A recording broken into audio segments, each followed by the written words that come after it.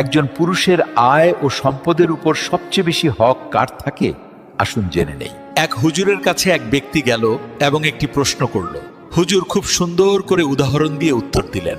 হুজুর বললেন, যদি একটা পুরুষের কাছে তার পরিবারের কাউকে খাওয়ানোর মতো মাত্র এক বেলার খাবার থাকে, আর সেই সময় তার ঘরে তার মাও ক্ষুধার্ত, তার বাবাও ক্ষুধার্ত, তার বোনও ক্ষুধার্ত, তার ভাইও ক্ষুধার্ত, তার মেয়েও ক্ষুধার্ত, তার ছেলে ক্ষুধার্ত এবং তার স্ত্রীও ক্ষুধার্ত, তখন ওই এক বেলার খাবারটা শুধুমাত্র তার স্ত্রীকে দেওয়া তার জন্য ওয়াজিব হবে, কারণ ওই খাবারের ওপর বাকি সবার চেয়ে স্ত্রীর হক বেশি। অর্থাৎ স্ত্রীর উপর খরচ করা স্বামীর জন্য সৎকাও, ইবাদতও, আবার দায়িত্ব। কারণ স্ত্রী হলো এমন এক আত্মীয় যে আপনার রক্তের সম্পর্ক নয়, কিন্তু তার বিশ্বস্ততা দেখুন কত গভীর।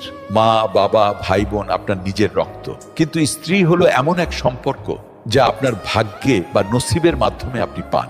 আর তারপর সে আপনার সব ক্লান্তি, সব ব্যথা এবং সব দুশ্চিন্তা ভাগ করে নেয়। তার মনে আপনার জন্য দোয়াও থাকে, আবার আপনার জন্য তার ত্যাগও থাকে। আর আল্লাহ এই সম্পর্ক নিয়ে বলেছেন, নারীরা তোমাদের জন্য পোশাক স্বরূপ আর তোমরা তাদের জন্য পোশাক স্বরূপ।